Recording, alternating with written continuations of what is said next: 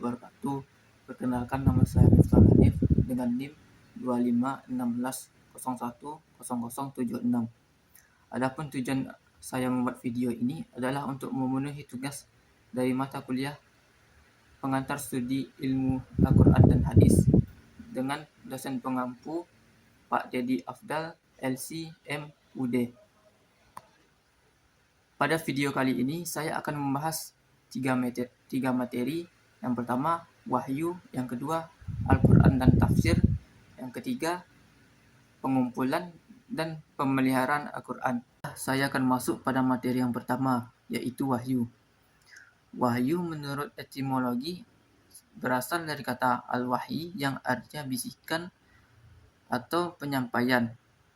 Sedangkan secara terminologi, wahyu adalah firman atau titah Allah yang diturunkan kepada Nabi dan Rasul untuk mengatur segala perbuatan mukallaf atau sebagai pedoman hidup.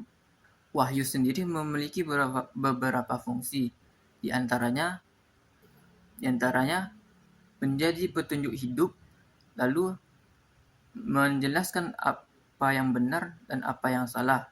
Kemudian menjadi sumber hukum agama. Lalu yang terakhir, mengantar manusia kepada kebahagiaan dunia dan akhirat. Wahyu-wahyu ini diturunkan dalam beberapa cara. Di antaranya, yang pertama, diturunkan langsung kepada Nabi melalui hati. Lalu yang kedua, diturunkan langsung kepada Nabi dari Allah. Lalu yang ketiga, diturunkan melalui perantara malaikat Jibril, yang dimana malaikat Jibril menjelma menjadi seorang pria yang tampan. Selanjutnya kita akan masuk pada materi yang kedua, yaitu Al-Quran dan tafsir. Yang pertama, Al-Quran. Al-Quran secara etimologi berasal dari kata qara'a yang artinya bacaan.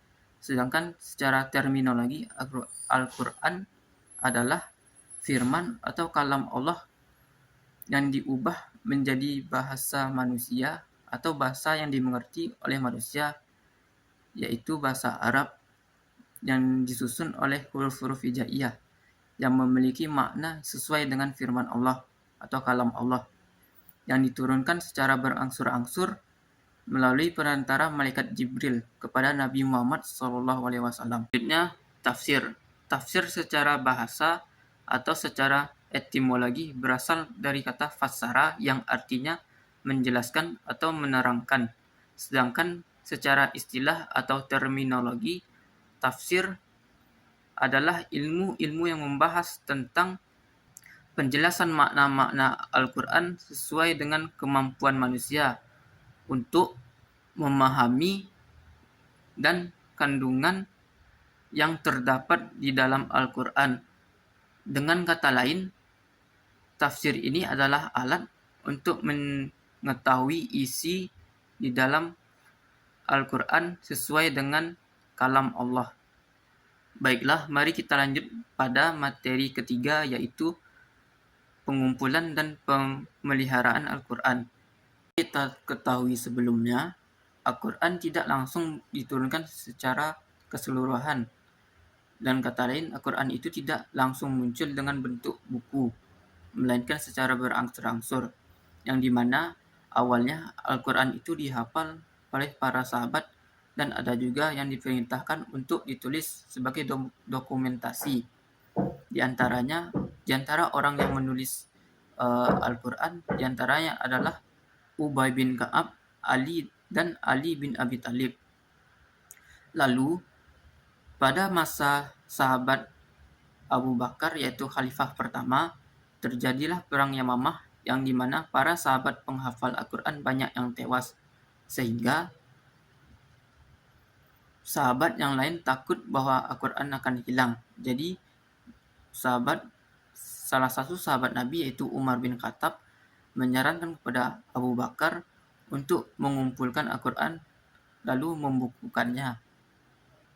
Pada awalnya Abu Bakar menolak, namun karena itu adalah bid'ah hasanah, dengan kata lain bid'ah yang baik, Abu Bakar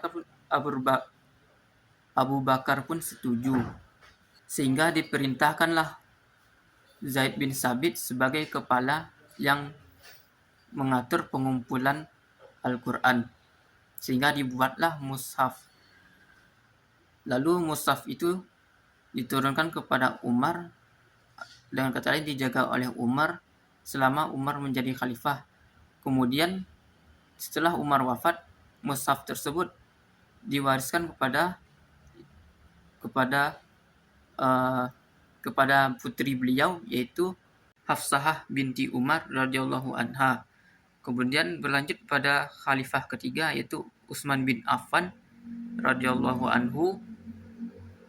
Karena Islam sudah menyebar di seluruh jazirah Arab, sehingga tercipta banyak aksen atau lugah yang berbeda-beda, menimbulkan banyak kebingungan di antara umat Islam.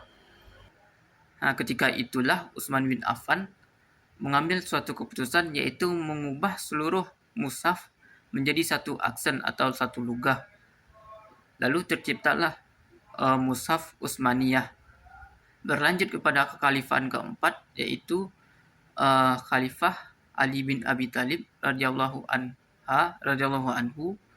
Karena Islam tidak hanya menyebar di jazirah Arab, melainkan ke seluruh dunia, sehingga banyak orang di dunia yang tidak mengerti bahasa Arab, yang dimana tidak memiliki titik dan baris.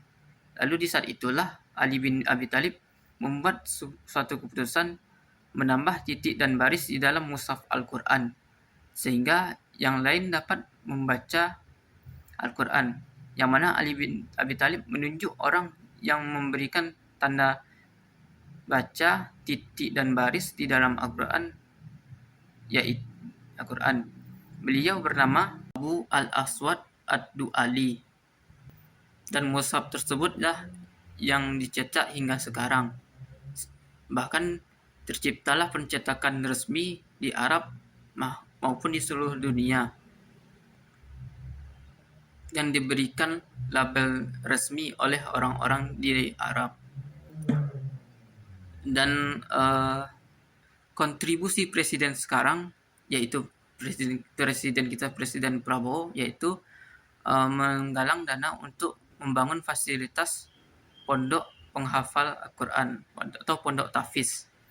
Lalu ada juga memberikan hadiah bagi mereka yang memiliki prestasi untuk menghafal Al-Quran, dan juga biaya siswa bagi mereka yang menghafal Al-Quran. Baik, sekian materi yang dapat saya sampaikan.